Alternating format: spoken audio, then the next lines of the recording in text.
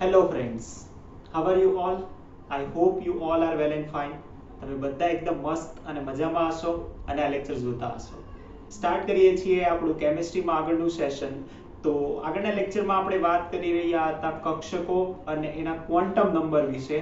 હવેના lecture જે બાકી રહ્યા છે, રાઈટ, એ લેક્ચર્સમાં હવે આપણે એની ઉર્જા અને કક્ષકોના આકાર વિશે વાત કરીશું. તો આ લેક્ચરમાં આપણે જોવા જઈ રહ્યા છીએ કક્ષકોના આકાર અને નોડ વિશે. એક્ઝેક્ટલી નોડ શું છે એના વિશે આ લેક્ચરમાં જોવાના છીએ કે નોડ કોને કહેવાય છે અને એના પ્રત્યેક જે કક્ષકો છે એના આકાર શું છે, રાઈટ. આપણને એસ, પી અને ડી કક્ષકોના આકાર આપેલા છે. આપણે એફ કક્ષકના પણ આકાર જોઈશું. એ અત્યંત જટિલ છે એટલે એના વિશે ડિટેલમાં માહિતી આપણને આપેલી નથી. તો સ્ટાર્ટ કરીએ છીએ કે આ ક્યાંથી આપણને કઈ રીતે ખબર પડી. તો હવે આપણને ધ્યાનમાં આવે કે પ્રત્યેક કક્ષક જે છે ને એ બીજું કંઈ નહીં પરંતુ એક ગાણિતિક વિધેય છે, રાઈટ, જેને આપણે સાઈ વડે દર્શાવીએ છીએ. તો પ્રત્યેક કક્ષક એ ગાણિતિક વિધેય સાઈ વડે દર્શાવીએ છીએ અને એની અંદર પણ ઇલેક્ટ્રોન મળવાની સંભાવનાને કોને વડે દર્શાવ્યું?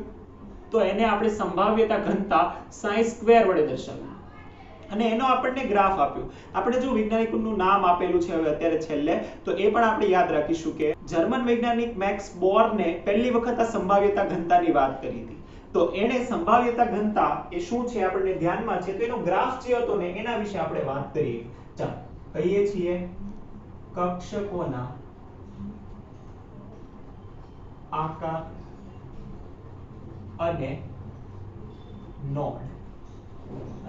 નોડ વિશે. ચાલો તો એ વૈજ્ઞાનિકનું નામ પણ આપણે યાદ રાખીશું, એટલે નામ આપેલું છે તો એ પણ આપણે લખીશું કે જર્મન વૈજ્ઞાનિક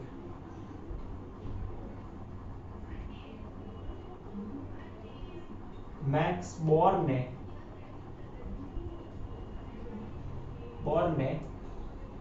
સંભાવ્યતા ઘનતા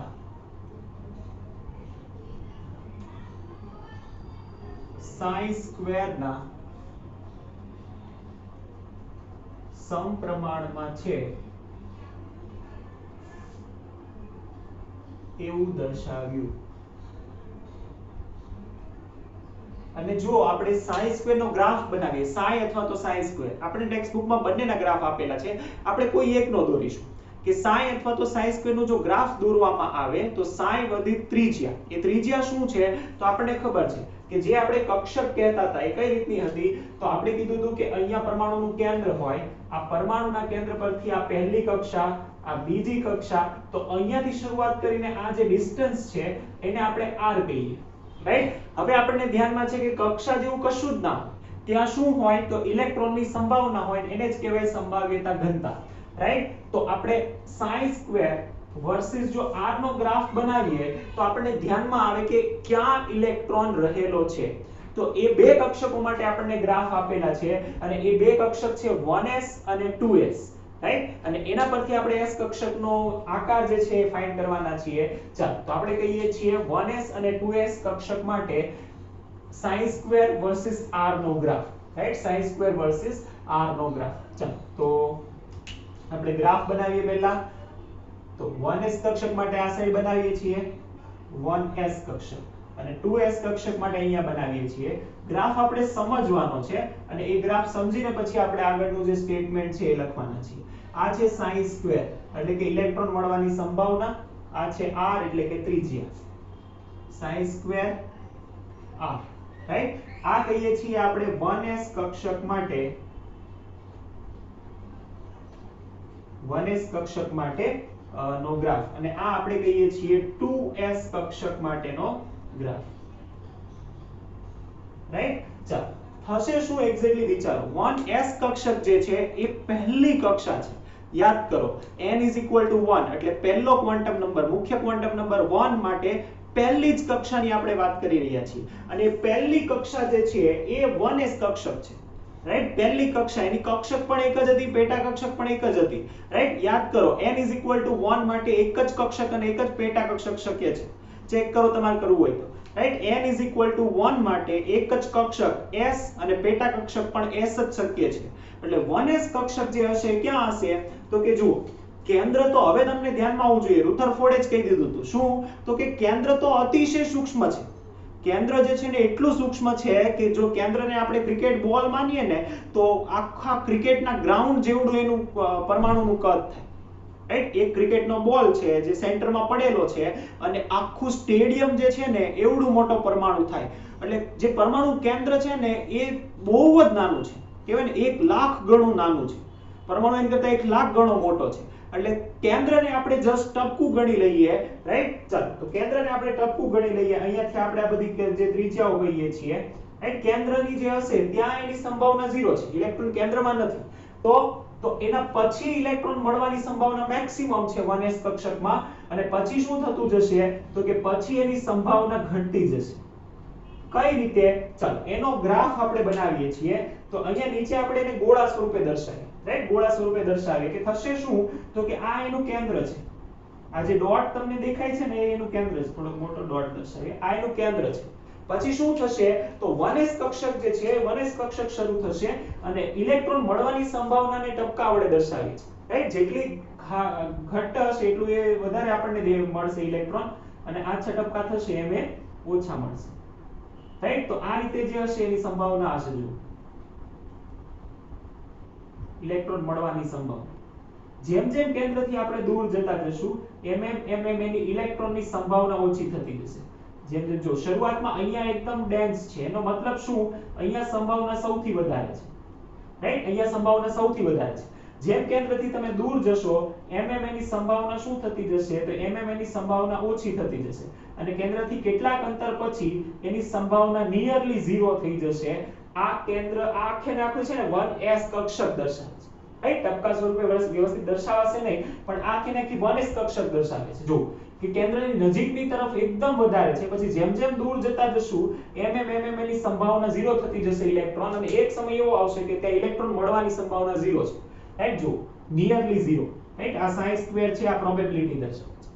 હવે 2s કક્ષક સમજો. 2s કક્ષક શું હશે તો કે સેમ 2s કક્ષકનો આકાર કેવો હોય તો બંને કક્ષકો ગોળાકાર છે, રાઈટ? બંને કક્ષકો ગોળાકાર છે અને ગોળાકાર હોય તો એટલે થશે શું તો કે આ પહેલો ગોળો આવ્યો, રાઈટ? 1s કક્ષકનો પહેલો ગોળો આવ્યો, પછી એનાથી થોડીક અંતર પછી 2s કક્ષકનો બીજો ગોળો આવશે, રાઈટ? એ બીજો ગોળો જે આવશે ત્યાં સંભાવના વધશે. કઈ રીતે થશે તો કે પહેલા મેક્સિમમ સંભાવના હતી આ થઈ ગઈ 1s કક્ષક. 1s કક્ષકનું ઘટતું જશે પછી આવશે 2s કક્ષક, રાઈટ? આ થઈ ગયું 1s કક્ષક માટે, આ છે 2s કક્ષક માટે. કેમ આવું થાય? જો કોની શક્યતા સંભાવના વધારે છે? બહુ સિમ્પલ છે, બહુ જ સિમ્પલ છે, રાઈટ? જ્યારે આપણે કહીએ છીએ 1s કક્ષક તો આ છે 1s કક્ષક, આ છે 2s કક્ષક. હવે તમે જ વિચારીને કહો કોનું કદ વધારે છે તો 2s કક્ષકનું કદ ખૂબ વધારે છે બંને તે ગોળા સ્વરૂપે, રાઈટ? પરંતુ 2s કક્ષક ખૂબ મોટું કદ ધરાવે છે. હવે કદ મોટું હોય તમે એમ વિચારો, સિમ્પલ એક નાનકડી વસ્તુ વિચારો કે ક્યાં સંભાવના મળવાની વધારે હોય. તમે એમ વિચારો કે આપણે એવું કહીએ કે સિમ્પલ એવું કહીએ કે તમે ક્યાં હશો તો તમને એમ કહીએ કે એક્ઝેક્ટલી તમે જે આ સોસાયટીની અંદર 298 નંબરમાં આટલામાં માળે અહીંયા હશો, આ રૂમમાં હશો, રાઈટ? તો એ જે છે એ સ્પેસિફિક થઈ ગયું કે આ રૂમની અંદર જ છે. હવે એમ કહી દે તો આ સોસાયટીમાં ગમે ત્યાં છે તો એની સંભાવના ઘટી જાય કે ક્યાં હશે. કેમ? કેમ કે એનું કદ વધી ગયું, રાઈટ? આખી સોસાયટીમાં ગમે ત્યાં હોઈ શકે છે પણ એક્ઝેક્ટલી આ 298 નંબરમાં જ હશે. કેમ? કેમ કે 298 નંબર તો બહુ નાનો એરિયા છે. એવી જ રીતે 1s કક્ષક જે છે ને એ 1s કક્ષકનું કદ નાનું છે અને કદ નાનું છે એટલે ત્યાં ઇલેક્ટ્રોન મળવાની સંભાવના વધારે છે અને 2s કક્ષકનું કદ મોટું છે એટલે ઇલેક્ટ્રોન મળવાની સંભાવના ઓછી હશે.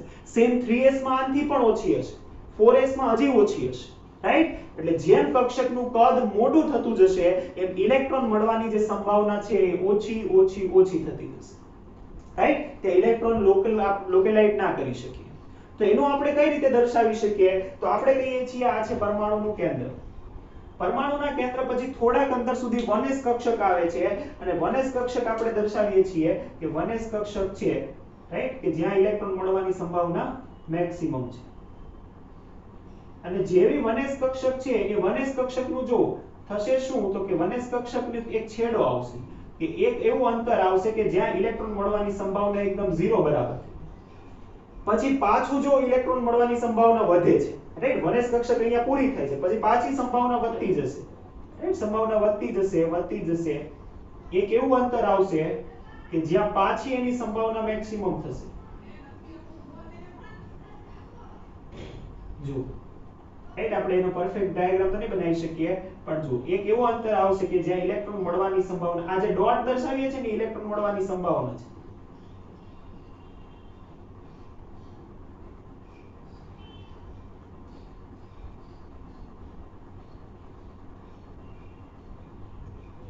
ધ્યાનમાં આવે છે રાઈટ? એટલે આ થઈ ગઈ 1s કક્ષક કે જ્યાં ઇલેક્ટ્રોન મળવાની સંભાવના વચ્ચે વધારે હતી, રાઈટ? અને આ થઈ ગઈ 2s કક્ષક. 2s કક્ષકથી બહાર જશો તો પાછી ઇલેક્ટ્રોન મળવાની સંભાવના ધીમે ધીમે ઘટતી જશે. પાછી ઇલેક્ટ્રોન મળવાની સંભાવના જે છે એ ઘટતી જશે જેમ જેમ દૂર જશો, રાઈટ? તો આ ઇલેક્ટ્રોન મળવાની સંભાવનાને દર્શાવતો ગ્રાફ. તો આ થઈ ગઈ જો. એટલે હવે આપણે શું કહી શકીએ કે કક્ષક જેવું કશું નથી, એની રેન્જ હોઈ શકે કે અહીંયા ઇલેક્ટ્રોન મળવાની સંભાવના મેક્સિમમ છે.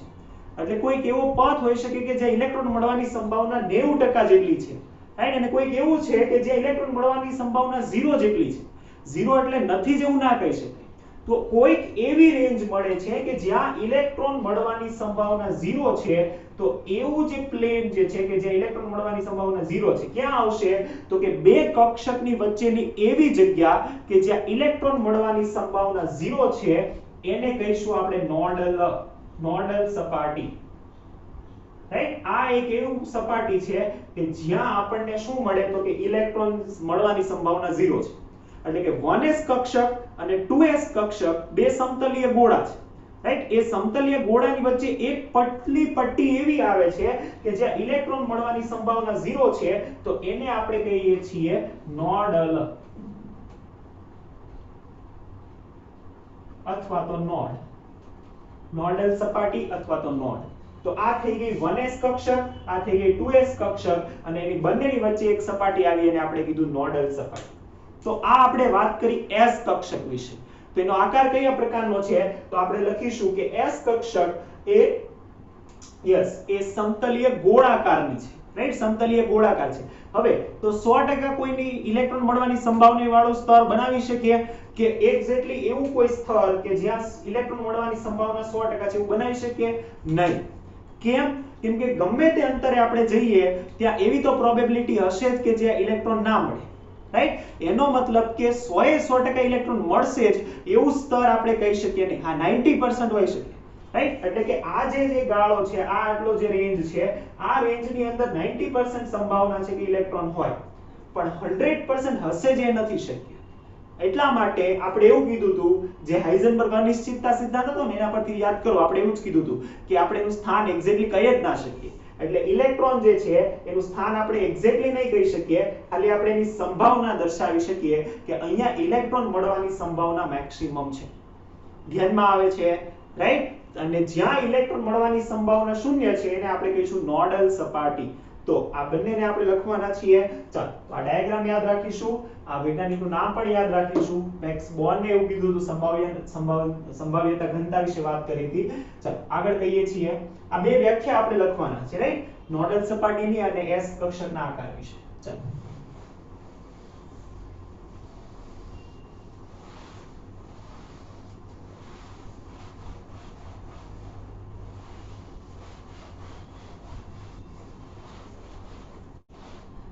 તો કહીએ છીએ નોડલ સપાટી, રાઈટ? અથવા તો નોડ. એ શું છે? એ નોડ પરમાણુમાં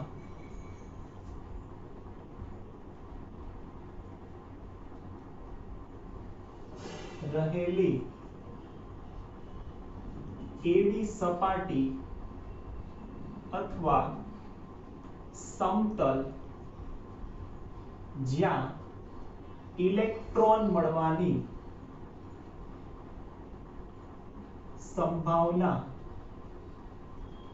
અથવા એને શું કહેવાય? સંભાવ્યતા ઘનતા.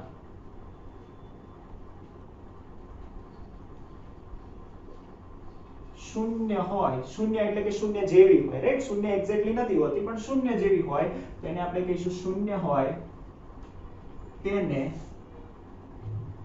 નોડલ સપાટી અથવા નોડ કહે છે. રાઈટ? તો આપણે કહીશું હવે S કક્ષક વિશે વાત કરીએ. S કક્ષકની ઊર્જા એના બધા વિશે આપણને ધ્યાનમાં જ છે. હવે આપણે ખાલી S કક્ષકનો આકાર લખીશું કે S કક્ષક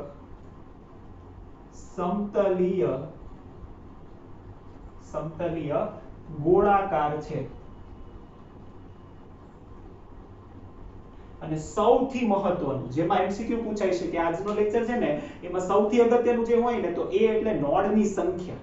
રાઈટ? બહુ ઈઝી છે, બહુ અઘરું નથી. નોડની સંખ્યા વિચારવા જેવું છે. તમને જો આમ 3 ડાયમેન્શનમાં તમે વિચારી શકશો ને તો આસાનીથી નોડની સંખ્યા કાઢી શકો. હવે તમે જ વિચારી શકો. S કક્ષકો તો બધી જ સમતલીય છે.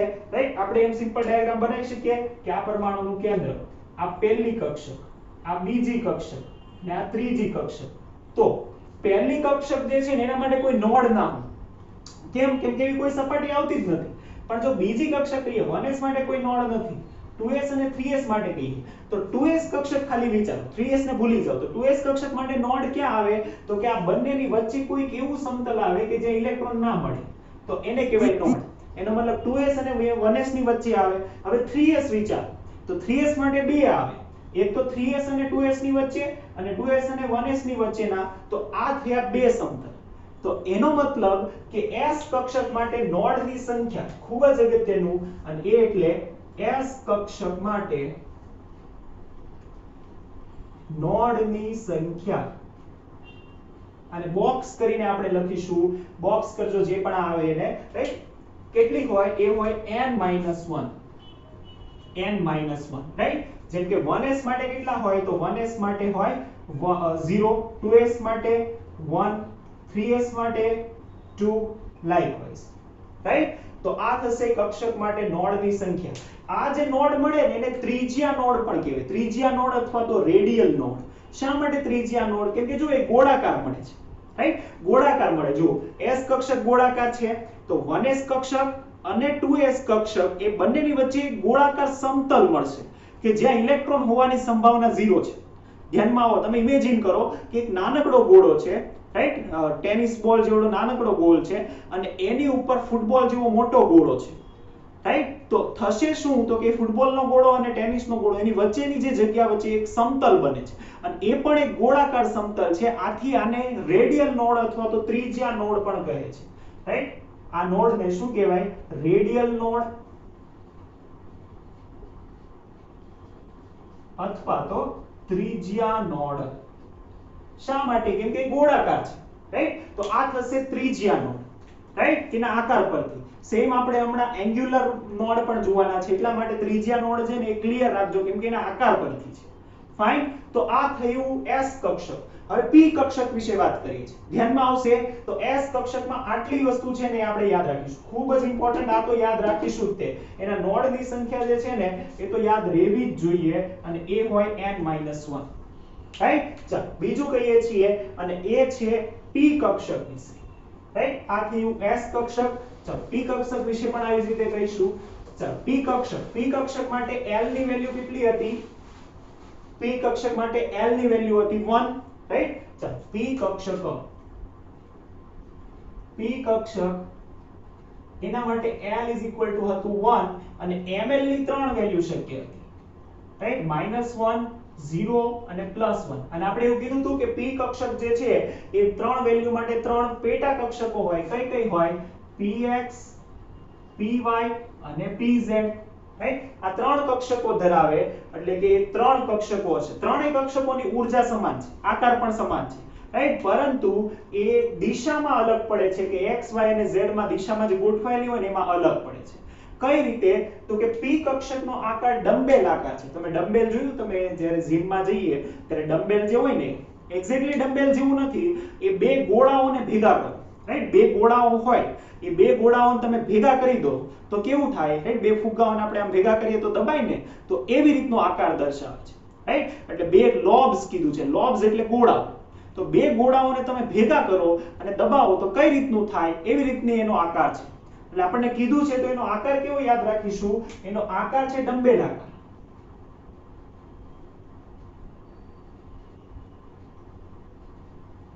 રાઈટ? ડમ્બેલ્સ આકાર જ કહીશું. પણ એ ડમ્બેલ ના હોય. રાઈટ? કોના જેવું હોય? ગોળા જેવું હોય. તો એ ગોળો જે છે ને એ હવે તમને ધ્યાનમાં આવે કે ગોળો કહીએ ને એટલે એ શું છે તો ઇલેક્ટ્રોન મળવાની સંભાવના છે, ધ્યાનમાં આવશે. ચાલો તો px py અને pz એ ત્રણે ત્રણ આપણે અલગ અલગ નહીં દોરીએ, એક જે છે ને એને વ્યવસ્થિત દોરીશું કેમ કે એમાં હું તમને રેડિયલ નોડ અને ત્રિજ્યા નોડ સમજાવીશ, રાઈટ. અને બાકીના જે છે એ તમે વ્યવસ્થિત રીતે સમજી શકો છો. પછી હમણાં જે છે ને તમે નાનકડી ક્લિપ જોશો જેની અંદર આના 3D આકાર તમને દેખાશે. ફાઇન. ચાલો તો આપણે કહીએ છીએ આના માટે આપણને જોઈશે x y અને z કક્ષક. તો આપણે કહીએ છીએ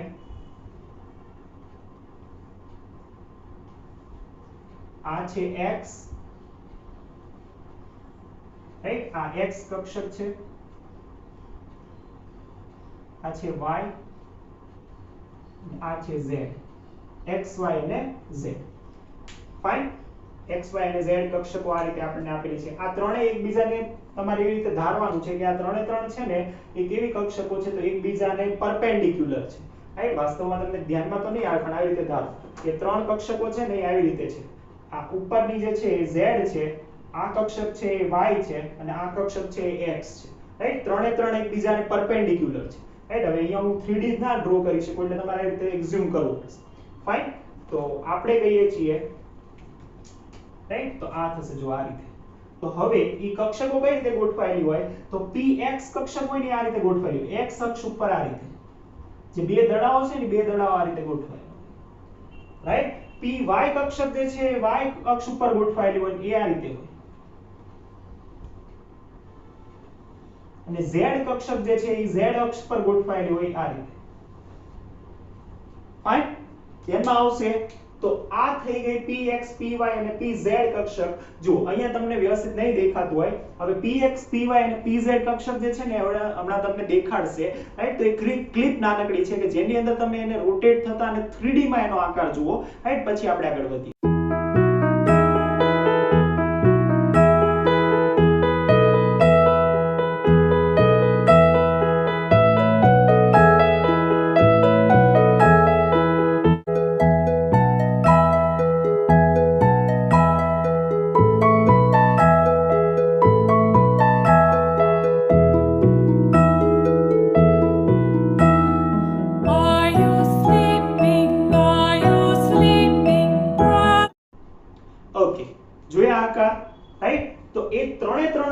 છે તમે જોયા હશે.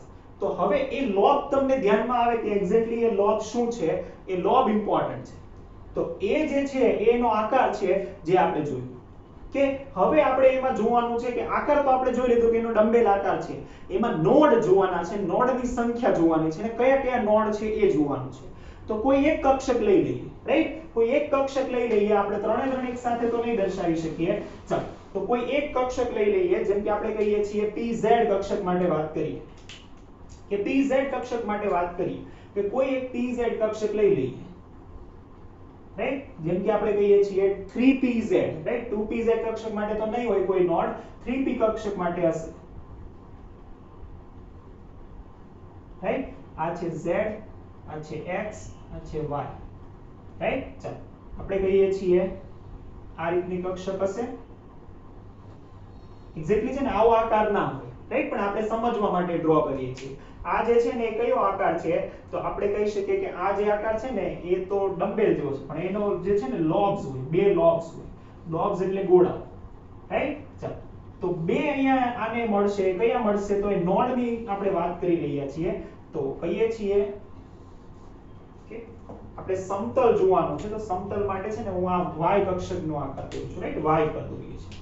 તો y કક્ષક પર આ રીતની હશે py કક્ષક, રાઈટ. આ છે 3py દોરીએ આપણે.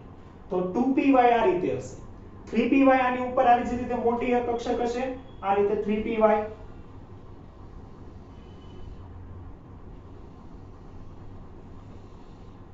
ધ્યાનમાં આવે છે, રાઈટ. એટલે હવે જુઓ એક નોડ ક્યાં મળશે તો એક નોડ તમને અહીંયા મળે.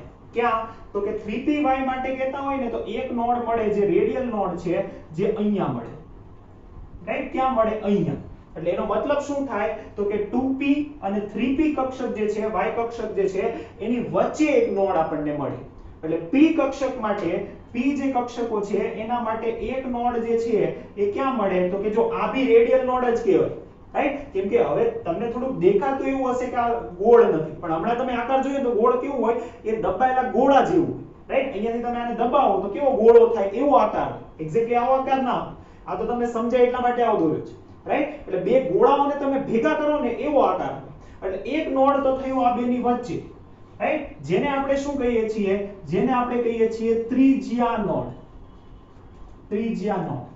અને ત્રિજ્યા નોડની સંખ્યા કેટલી હોય? તો કે ત્રિજ્યા નોડની સંખ્યા હોય n-2 જેટલી. n-2 જેટલી. તો 2p કક્ષકનું નોડ હશે નહીં. કેમ? કેમ કે 2p કક્ષક તો પહેલી જ આવશે, રાઈટ? 1p કક્ષક છે જ નહીં. તો બે કક્ષકો નોડ ક્યારે રચાય? જ્યારે બે કક્ષકો હોય ને એની વચ્ચે ગેપ આવતો હોય ને ત્યારે રચાય. એની વચ્ચેના ગેપમાં ઇલેક્ટ્રોન મળવાની સંભાવના 0 હોય. એટલે 3p કક્ષક માટે પહેલું નોડ આપણને મળે, રાઈટ? 3p કક્ષક માટે પહેલું ત્રિજ્યા નોડ મળે, એ રીતે મળશે. ફાઇન. તો આ આપણે કીધું ત્રિજ્યા નોડ. હવે આપણે કહીએ છીએ રેડિયલ નોડ, એંગ્યુલર નોડ અથવા તો કોણીય નોડની સંખ્યા. કોણીય નોડ. કોણીય નોડ શું છે એ પણ અગત્યનું છે, કેમ કે કોણીય નોડ આપણે પહેલા સમજીશું પછી આપણે વાત કરીશું. કોણીય નોડ. વિચારો કે આ જે કક્ષક જે છે ને એ તો ક્યાં જાય છે? તો કે એ તમે અત્યારે દેખાતી નથી, પણ એ છે ક્યાં? તો કે એ તમને અહીંયાથી સમતલની બહાર આવતા ઉપર છે. એટલે એક જે પ્લેન બચે ને, કયું પ્લેન બચે? તો આ પ્લેન બચે. દેખાય? આ xz પ્લેન છે, રાઈટ? સપોઝ જો કક્ષક જે છે એ કક્ષક આપણે આ રીતે ડ્રો કરીએ, રાઈટ? આ છે x, રાઈટ?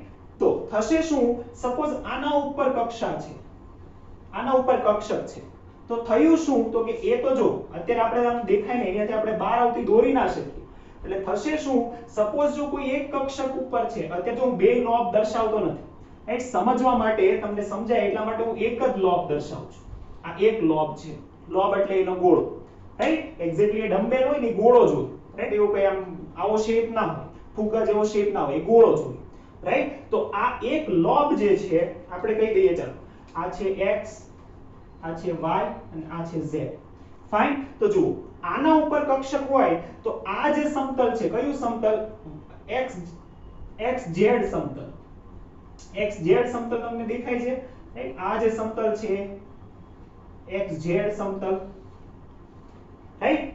થશે શું? તો કે ક્યાં છે? તો કે આ જે છે xz સમતલ, હવે આની વચ્ચોવચ્ચ આમ ઉપરથી નીકળતું હશે, રાઈટ? આ જે આપણે કહીએ છીએ ને એ અહીંયાથી આમ સમતલમાંથી ઉપર નીચે જતું હશે. એટલે એક સમતલ એવું મળશે કે જે સમતલમાં ઇલેક્ટ્રોન મળવાની સંભાવના 0 છે, રાઈટ? કઈ રીતે? તો જો તમને એનો ડાયાગ્રામ અત્યારે છે ને તમને સ્ક્રીન પર દેખાતો હોય કે ઉપર અને નીચે જે છે ને એ તમને લોબ દેખાતો હોય અને એની વચ્ચે એક સમતલ પસાર થાય છે, રાઈટ? એ જે સમતલ જે છે એ સમતલમાં તો ઇલેક્ટ્રોન મળવાની સંભાવના 0 છે. કેમ? કેમ કે એ તો ખાલી આમ આ લોબમાં જ છે. લોબ હોય ને તો એનો મતલબ એવો ન હોય, એ તો આખો ગોળો હોય, રાઈટ? એટલે કઈ રીતે થશે? તમે 3D માં વિચારો. 3D માં વિચારો, તમે એમ એઝ્યુમ કરી શકો, રાઈટ? આપણી પાસે દડા કેવું કશું છે ને અહીંયા. તમે આપણે ક્લાસરૂમમાં હોત તો આપણે પ્રેક્ટિકલ કરત કે બે દડાઓ લેવાના, રાઈટ? એક પુઠ્ઠું લેવાનું, બે દડા, એક દડા ઉપર મૂકવાનું, બીજા દડા નીચે મૂકવાનું. એ જે પુઠ્ઠું છે તમારું, એ પુઠ્ઠું શું થયું? એ પુઠ્ઠું તમારું થયું એંગ્યુલર નોડ. એવું સમતલ કે જ્યાં ઇલેક્ટ્રોન મળવાની સંભાવના 0 છે. પછી આ ગોળો, એ ગોળો એક છે એ લોબ છે, બીજો ગોળો એ બીજો લોબ છે, અને એના લીધે શું રચાય છે? એના લીધે p કક્ષક રચાય છે. તો એ પુઠ્ઠું જે છે વચ્ચેથી પસાર થતું એ સમતલ થયું, જેને આપણે કહીએ છીએ એંગ્યુલર નોડ. ધ્યાનમાં આવશે કોણીય નોડ અથવા તો એંગ્યુલર નોડ શું છે? એક પ્રકારનું સમતલ છે જ્યાં ઇલેક્ટ્રોન મળવાની સંભાવના 0 છે, રાઈટ? તો એને ડાયાગ્રામ છે ને જો અહીંયા બોર્ડ પર 3D માં તો ડ્રો નહીં થાય, એટલે તમારે એઝ્યુમ જ કરવું પડશે, રાઈટ? અથવા તો તમે ગોળાઓ લો, દડા લો, રાઈટ? કોઈ પણ વસ્તુ લઈ અને તમે પ્રેક્ટિકલ કરો. એમને અહીંયા ડ્રો કરીને તો નહીં ધ્યાનમાં આવે. ચાલો તો વ્યાખ્યા લખીએ પછી તમને વધારે સમજાશે. તો આ ઇરેઝ કરી દઈએ. હવે ધ્યાનમાં આવશે કોણીય નોડ શું છે? કોણીય નોડ એ ઇલેક્ટ્રોનની શૂન્ય સંભાવના ધરાવતું સમતલ છે. ઇલેક્ટ્રોનની શૂન્ય સંભાવના ધરાવતું સમતલ છે. સમતલ છે. કેટલા સમતલ મળ્યા? એક જ સમતલ મળ્યું ભાઈ, રાઈટ. PZ કક્ષક હતી, PZ કક્ષક એટલે એના બે લોબ હતા, એમાં એક જ સમતલ મળ્યું. PY માટે એક જ સમતલ મળે, PZ માટે એક જ સમતલ મળે, રાઈટ. PY માટે, PX માટે અને PZ માટે એક જ સમતલ મળે. એટલે કોણીય નોડ જે છે એ કોણીય નોડ એની સંખ્યા કેટલી થાય? તો કે કોણીય નોડની સંખ્યા થશે L બરાબર. L એટલે કોણ, એનો ક્વોન્ટમ નંબર, ગૌણ ક્વોન્ટમ નંબર, અને એ કેટલો થાય? તો કે 1. એટલે કે P કક્ષક માટે ત્રિજ્યા નોડ થશે n-2 અને કોણીય નોડ થશે 1, રાઈટ. એટલે એને કોણીય નોડ જે છે એ પણ તમે ધ્યાનમાં રાખશો અને ત્રિજ્યા નોડ છે એ પણ ધ્યાનમાં રાખશો. બંને વચ્ચે શું ડિફરન્સ છે એ પણ મેં તમને કીધું. ફાઇન. ચલો, તો એના આકાર આપણે જોયા. આ થયો P કક્ષક, કે જે P કક્ષકનો આકાર ડંબેલ આકાર છે, એટલે કે બે દડાઓ જે હોય એને ભેગા કરો એના જેવો આકાર થાય. ધ્યાનમાં રહેશે. ચલો, આગળ વધીએ છીએ D કક્ષક તરફ, રાઈટ. D કક્ષક.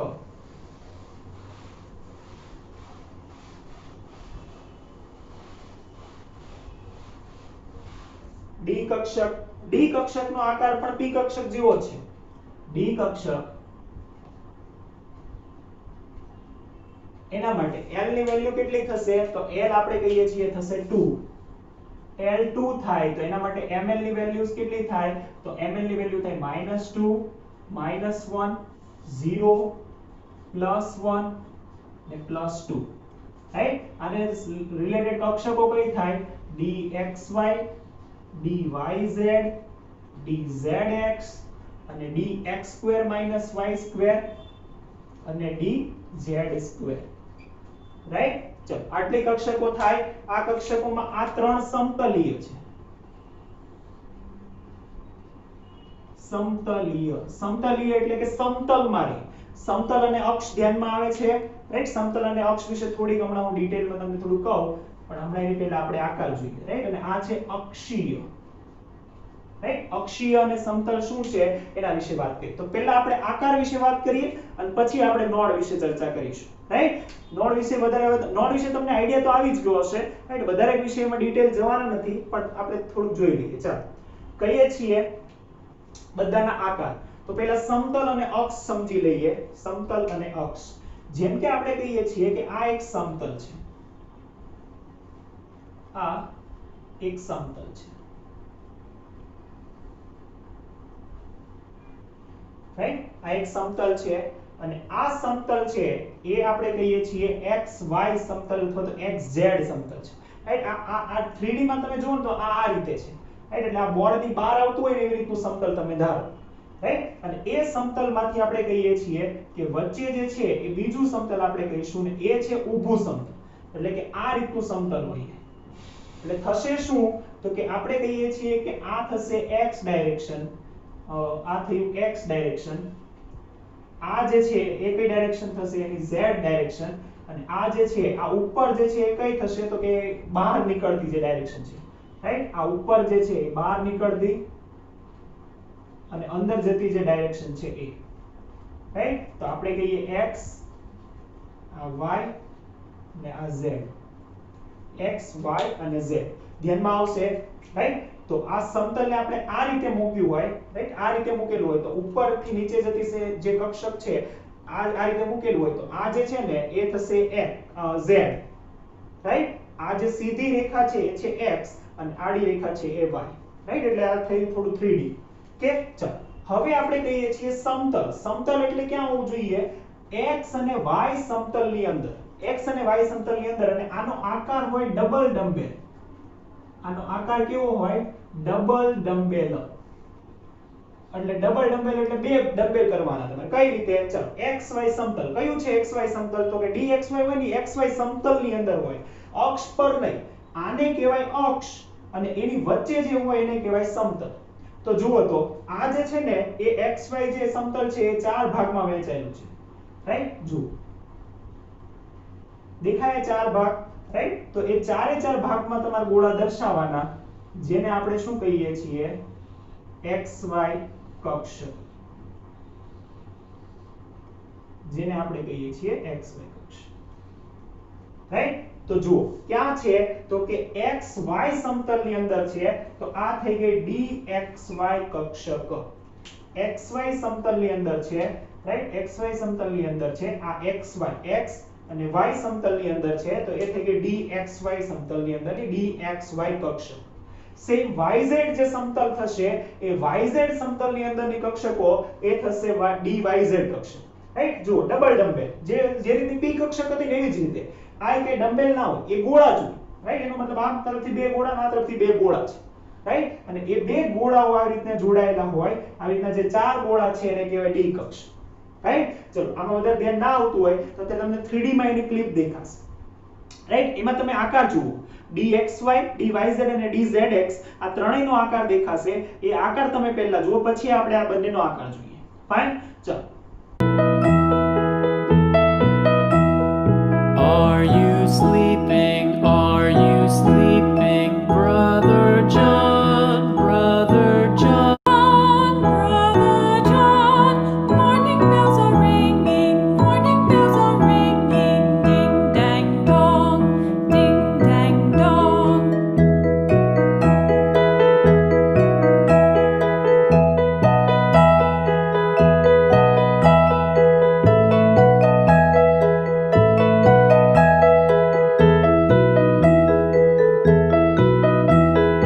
Are you sleeping? Are you sleeping, Brother John? Brother John. Morning bells. જોયું, ચેક કર્યું, રાઈટ. તો સેમ એ રીતનો જે આકાર છે જે તમને ક્લિપમાં દેખાતો હશે કે ક્યાં હોય, સમતલમાં હોય.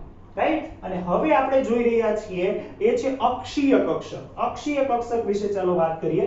રાઈટ, ખૂબ જ અગત્યની છે. તો અક્ષીય કક્ષક વિશે કહીએ છીએ અક્ષ પર હોય. રાઈટ, અક્ષ કઈ છે તો કે x y અને z અક્ષ છે. x y અને z અક્ષ. ચાલો, તો x y અને z અક્ષ કહીએ છીએ.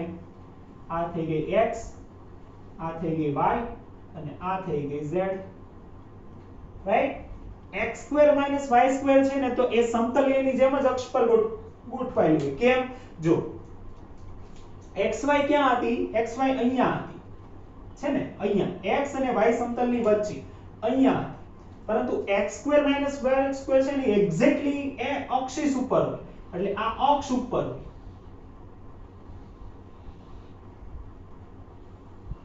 દેખાય છે? અક્ષ ઉપર, રાઈટ, આ x અક્ષ ઉપર છે અને આ y અક્ષ ઉપર છે. એટલે x² - y² હોય ને અક્ષ ઉપર ગોઠવાયેલી હોય, જ્યારે આ સમતલમાં ગોઠવાયેલી હોય. રાઈટ, તો આ બી ડબલ ડમ્બેલ આકાર છે. રાઈટ, આ બી ડબલ ડમ્બેલ આકાર છે. એક dz² નો આકાર છે એ થોડોક વિચિત્ર છે, અને એ આકાર કેવો છે ને એ આપણે જોઈએ. રાઈટ, થોડો વિચિત્ર દેખાશે તો એ આપણે કહીએ કઈ રીતનું છે એ. ચાલો, તો dz² કક્ષક છે ને એ z એક જ કક્ષક અક્ષ ઉપર ગોઠવાયેલી. x² - y² એ x અને y અક્ષ પર ગોઠવાયેલી હોય, અને dz² જે કક્ષક છે એ z અક્ષ પર જ ગોઠવાયેલી હોય. રાઈટ, કઈ રીતે? ચાલો એ આપણે કહીએ છીએ. તો આ થયું dx² - y². હવે હું dz² દોરું, પછી તમે ક્લિપ જોવો એટલે તમને ધ્યાનમાં આવે કે કઈ પ્રકારનો આકાર હોય છે. રાઈટ, ચાલો તો આ ઇરેઝ કરીએ છીએ અને ફરીથી કહીએ છીએ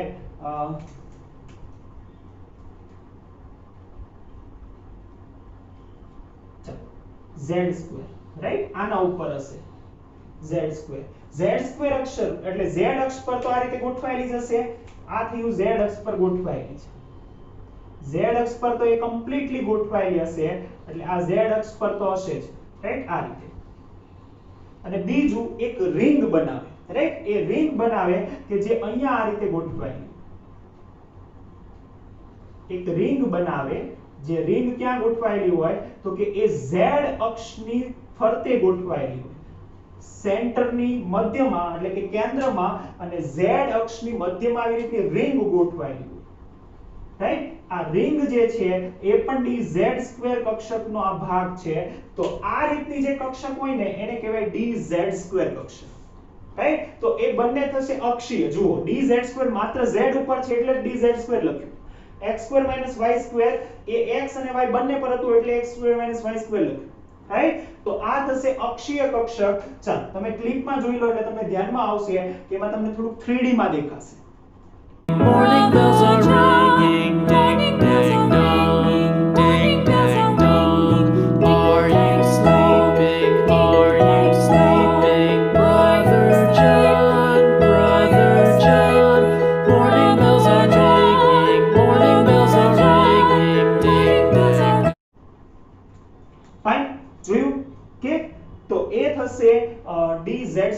એટલે કે અક્ષીય કક્ષકોનો આકાર.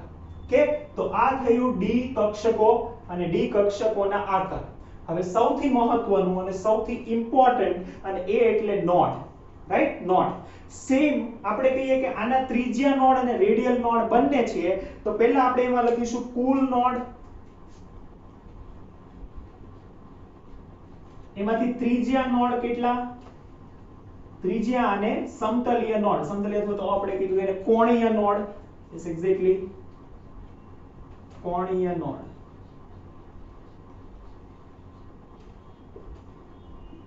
અને ત્રિજ્યા નોડ. ચાલો તો એમાં કહીએ છીએ કે કુલ નોડની સંખ્યા કેટલી થશે? તો કે ડી કક્ષકના કુલ નોડની સંખ્યા થશે n-1. n-1. કોણીય નોડ કેટલા થશે એ આપણે ગણતરી લઈએ અને કુલ નોડમાંથી કોણીય નોડ બાદ કરી દઈએ તો આપણે ત્રિજ્યા નોડ મળશે.